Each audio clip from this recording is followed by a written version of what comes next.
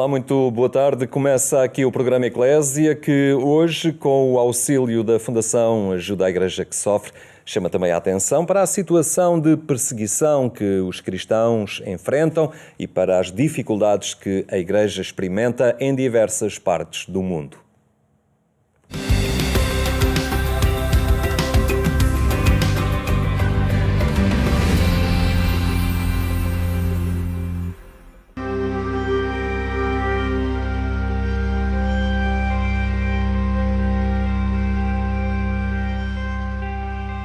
Cada semana esta temática da perseguição aos cristãos é-nos apresentada aqui no programa Eclésia por Catarina Martins Betancourt, diretora do Secretariado Português da Ajuda à Igreja que Sofre, e Paulo Aido, que é jornalista na instituição, que nos falam e nos passam as notícias que infelizmente continuam sobre a perseguição e a discriminação por causa da religião. Hoje vamos falar do Ruanda. Antes, uma história que nos chega da Nigéria.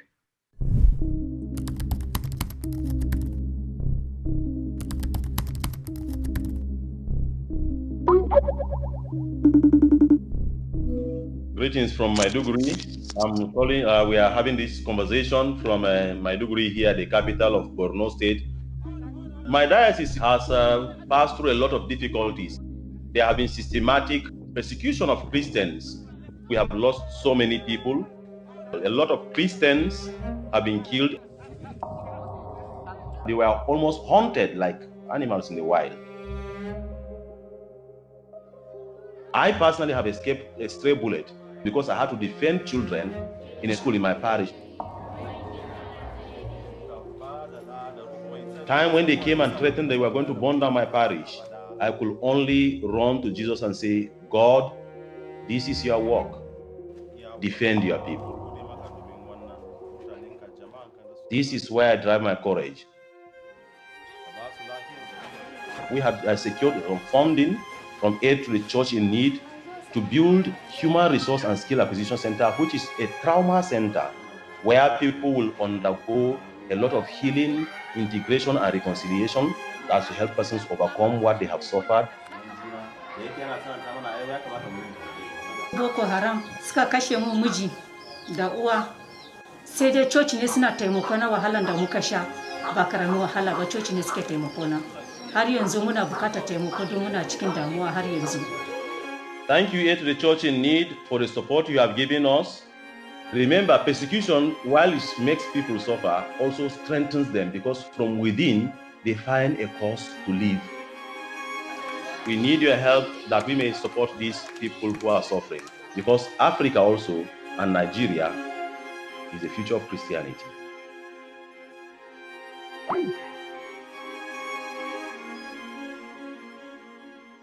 Grupos terroristas no norte da Nigéria que espalham o terror e que constituem, Paulo Aido, uma forma de intimidação sobre as populações. É verdade, e uma das maneiras que tem vindo a ser usadas para intimidar as populações tem vindo a ser o sequestro. Ainda em fevereiro, 317 raparigas foram raptadas de uma escola em Zamfara, precisamente no norte da Nigéria. Felizmente, elas iriam ser todas libertadas cerca de uma semana mais tarde, após apelos de muitas pessoas, nomeadamente até do próprio Papa Francisco.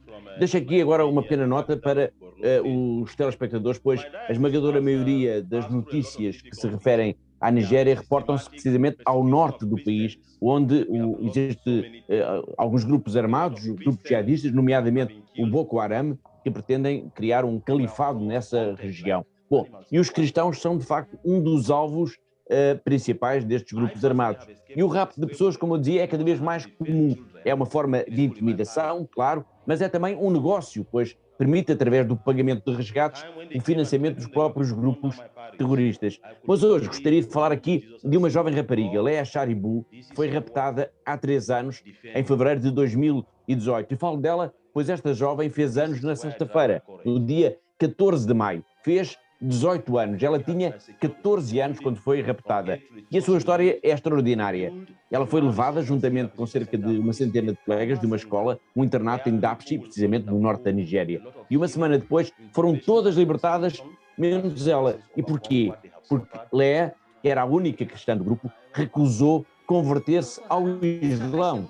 como os terroristas exigiam pela sua libertação, e ficou em cativeiro. E continua em cativeiro. E fez agora 18 anos. O seu exemplo é extraordinário e devia fazer-nos pensar e agir, devia mobilizar-nos.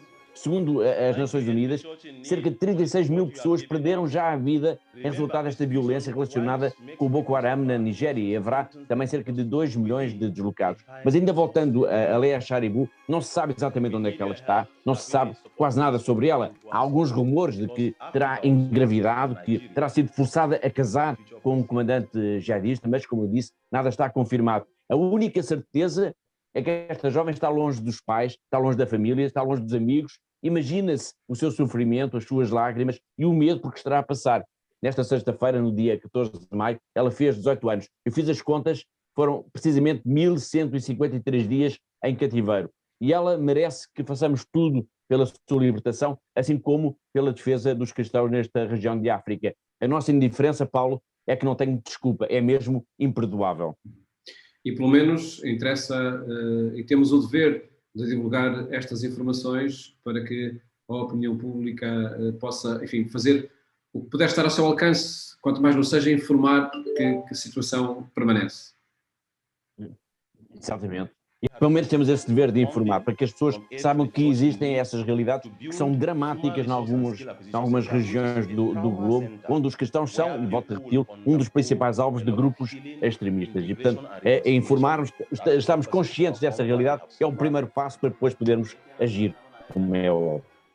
São histórias, de facto, que preenchem muitos países no continente africano e, curiosamente, ao mesmo tempo que vemos estas histórias dramáticas, há também histórias de irmãs e sacerdotes que desempenham um papel único em muitos países, como é o caso de uma congregação feminina no Ruanda.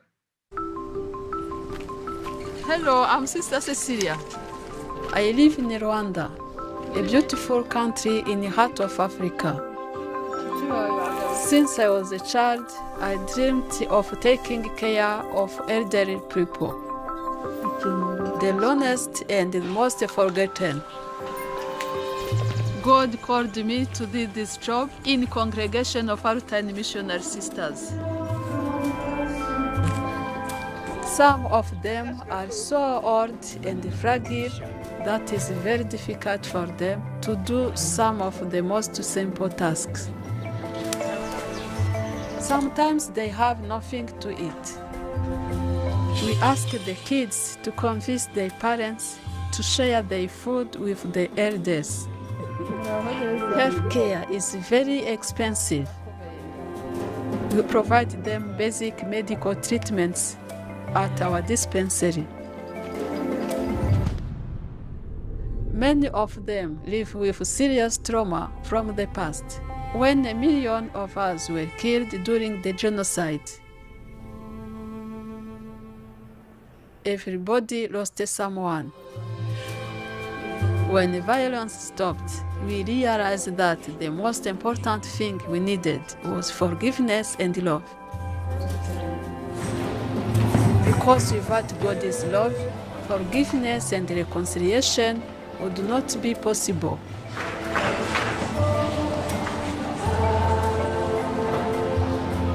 All that is possible because of you.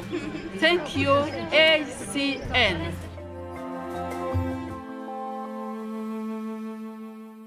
O trabalho das irmãs no Ruanda, e acontece neste país como muitos outros países africanos, com as irmãs e os sacerdotes a fazerem muito do que caberia ao Estado, seja ao nível da educação, da saúde e da assistência social, e tudo isto graças ao apoio que chega da comunidade internacional, não é assim, Catarina? É verdade, é graças de facto a esse apoio que vem dos milhares de cristãos em todo o mundo, através da Fundação AIS, e esta é de facto uma das nossas missões, uma das áreas mais gratificantes do nosso trabalho, de facto ajudar a que a sobrevivência destes padres, destas irmãs, continue nestes países, o seu trabalho possa continuar, e isto só é possível de facto graças à generosidade dos nossos benfeitores em todo o mundo que vão apoiando estes projetos. Portanto, esta irmã Cecília, que nós acabámos de ver neste pequeno filme, tem de facto um sorriso luminoso, que é de facto também um exemplo concreto também desta nossa ajuda. Portanto, uma em cada 47 religiosos em todo o mundo é apoiada pela Fundação AIS, tanto na sua subsistência como na sua formação. Ao mesmo tempo também se passa o mesmo com sacerdotes e com seminaristas, portanto são números que são extraordinários de dizer que de facto espelham bem esta solidariedade que existe entre os cristãos em todo o mundo e de facto significa de facto esta ponte de amor que existe entre os nossos benfeitores e esta igreja que sofre no mundo. 1 em cada 10 padres no mundo é apoiado também pela AIS, assim como 1 em cada 7 seminaristas no mundo também é apoiado pela AIS. Portanto, isto é apenas um exemplo de como é possível ajudar esta igreja que é tão perseguida, que é tão necessitada, mas continua de facto a desempenhar um papel único no seu país, junto dos mais fracos, dos mais protegidos, dos mais necessitados. Portanto, como dizíamos há pouco, portanto, onde o Estado falha, muitas vezes, e infelizmente em África o Estado falha muito, a Igreja de facto está lá e procura que ninguém fique para trás, procura que toda a comunidade seja apoiada, seja ajudada nas suas necessidades mais básicas. Podemos dizer que esta irmã Cecília, que é das Irmãs Missionárias Pelopinas, que vimos no filme, e tantas outras irmãs de outras congregações que vivem em África, são de facto esta garantia de que o amor irá triunfar sobre a violência, sobre a perseguição, sobre este extremismo religioso que já falámos aqui hoje. Portanto, ajudar estes homens, estas mulheres de Deus, é de facto um trabalho que nós queremos continuar junto destes que mais sofrem, e é esta de facto a nossa missão. Por isso deixo aqui este desafio, este pedido, para nos ajudarem a continuar a apoiar os padres e as irmãs, a Igreja, a continuar a sua missão em África. O trabalho desenvolvido pela Fundação Ajuda a Igreja que Sofre, seja de facto na informação sobre contextos onde a liberdade religiosa não é garantida, como também de projetos que permitem a subsistência de muitas comunidades cristãs no mundo. Agradeço Catarina Martins e Paulo Aire terem estado aqui no programa Eclésia esta semana. Muito obrigado. Obrigada. Até para a semana.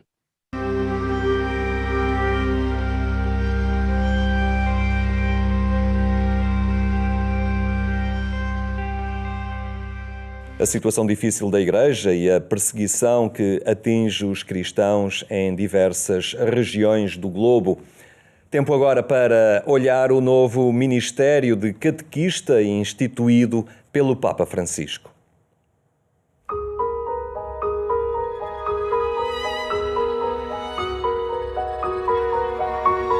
Depois de ter ponderado todos os aspectos, em virtude da autoridade apostólica, instituiu o Ministério Laical de Catequista.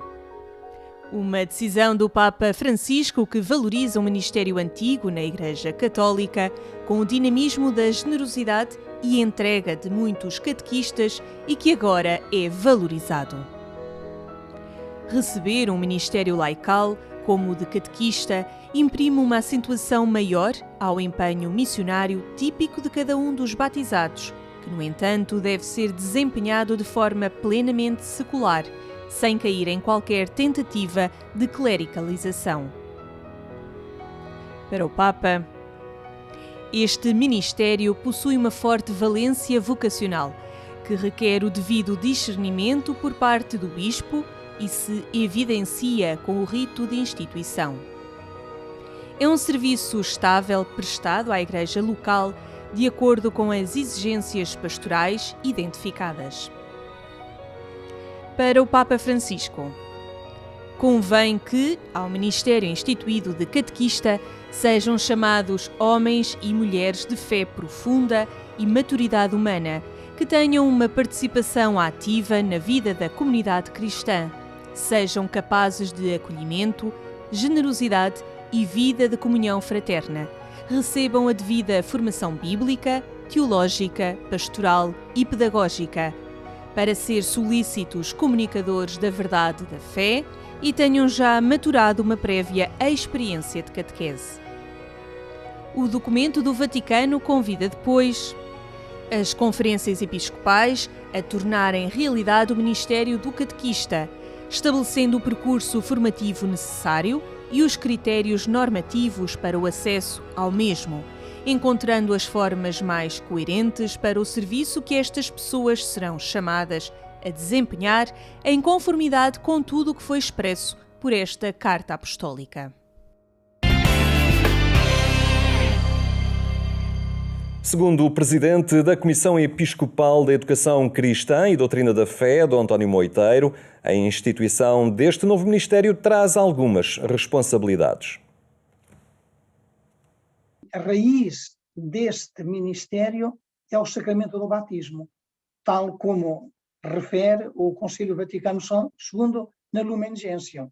É que o apostolado não assenta no sacramento da ordem.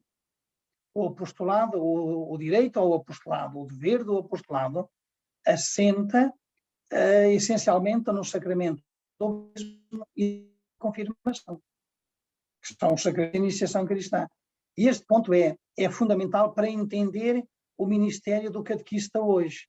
Portanto, ser catequista, podemos dizer, é uma obrigação de todos os cristãos de transmitirem a fé. O pedido que o Papa Francisco está a fazer às nossas comunidades, que é um caminho mais sinodal nas nossas igrejas, possa ser um caminho de maior corresponsabilidade dos leigos na missão da Igreja.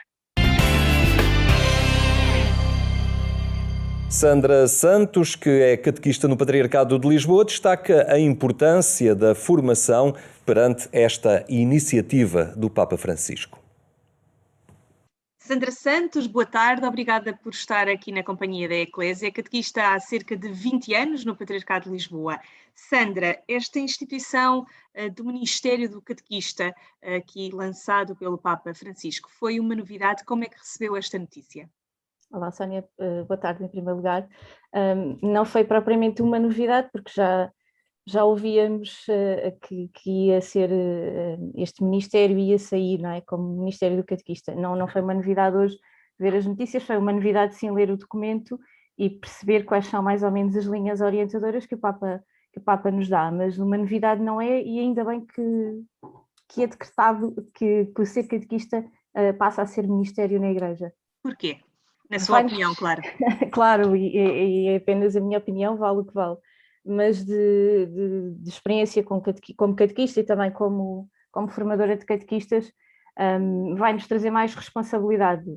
Muitas vezes o que nós percebemos nas paróquias e também como experiência de catequista, coordenadora, muitas vezes nós sentimos, eu preciso ter catequistas para esta gente toda, crianças e adolescentes que tenho. É? Muitas vezes as pessoas que chamamos, porque achamos que se calhar têm jeito para, não é? Isto não pode ser um jeito para. Isso pode ser um início, é verdade, e depois tem que ser trabalhado, mas na realidade o ser catequista tem que ser uma vocação, e portanto não pode ser apenas chamar as pessoas, porque sim, e isto é uma limitação que nós na prática, nas paróquias e os parcos também vão sentindo. Portanto vai-nos trazer aqui mais responsabilidades do assumirmos como uma missão, como vocação, e depois vai-nos trazer outras responsabilidades, como por exemplo a da formação, que alguns catequistas ainda fogem dela. Não é a minha mensagem, não é? Eu como catequista não transmito a minha mensagem, é a mensagem da Igreja e é a mensagem da fé e, portanto, eu não posso dizer aquilo que me vem à cabeça. E isto vai-nos trazer mais responsabilidade neste campo também, não é? Da formação dos catequistas. Esse é um dos pontos que o próprio documento desta instituição do Ministério de Catequista foca, é precisamente a parte da formação. Os catequistas estarão abertos a esta formação? Alguns sim, outros ainda não tanto, mas isto também é um trabalho que tem que ser feito a nível da paróquia, não é? com quem coordena a catequese, com os próprios parcos, também despertar as pessoas para a necessidade de formação. Não apenas pegarmos no guia do catequista, não é? E de preparar a própria catequese, mas eu perceber o que é que está por trás daquilo e que mensagem aquilo realmente tem que transmitir. Obviamente que o catequista não pode transmitir tudo aquilo que sabe e tem que o adaptar às faixas etárias com que está a trabalhar, mas eu não posso dizer assim umas baboseiras que me vêm à cabeça, não é? E é esta parte que eu acho que vai ser mais desafiante da instituição de Ministério do Catequista, a questão formativa. claro que depois a vivência na comunidade, não é? Que é muito importante. Eu não sou catequista sozinho, nem para mim, eu estou inserido numa paróquia e a catequese é da comunidade, não é? Nós também sentimos isto na prática, que muitas vezes as pessoas dentro da comunidade acham que não é? A responsabilidade da catequese é dos catequistas e dos pais que levam os filhos à catequese e do pároco, não é? Mas toda a comunidade tem esta responsabilidade, não é? E isto vai aqui também, se calhar, mudar, ou vai obrigar a mudar-nos um bocadinho o paradigma daquilo que é ser catequista. Partindo também da sua experiência como catequista formadora, entende que esta instituição do Ministério, alguém que é chamado para receber este Ministério, pode também ser aqui uma barreira ou uma dificuldade, ser um peso acrescido nesse grande estudo de formação de todas estas características de catequista? Pode ser uma barreira, a pessoa pode não se sentir que está preparada. Aliás, eu acho que ninguém está nunca preparado para tudo, não é? Independentemente de sermos catequistas que estamos a dar formação, nós estamos sempre em contínua formação e portanto, não deveria assustar, mas pode assustar quem está em início de missão e vê logo isto como uma barreira, não sou capaz de, isto é muito exigente e eu não consigo. Também vai competir ao resto da equipa e por isso a importância nas paróquias, o trabalho em equipa, dos outros catequistas que têm mais experiência e também ajudarem os mais novos a fazer caminho, não é? E de caminharmos todos em conjunto e percebermos que não é um bicho de 7 cabeças, realmente é exigente, mas quer dizer, na nossa vida profissional também temos muitas exigências e temos que dar resposta e saber dar resposta. Portanto, também na Igreja este ministério laical tem estas exigências, pode ser barreira, mas também pode ser aqui o abrir portas para que outras pessoas venham a assumir e, portanto, também tem que ser trabalhado, não é uma coisa que se sinta logo, de repente eu descobri que tenho vocação para, isto é um caminho que vamos fazendo e, obviamente, que a comunidade e o grupo dos catequistas ajuda. Ou deveria ajudar a fazer esse processo, não é? Fica aqui também este caminho que muitos de certo estarão agora a equacionar, esta vocação e este novo ministério. Muito obrigada, Sandra, por este testemunho também e por este comentário. Obrigada eu.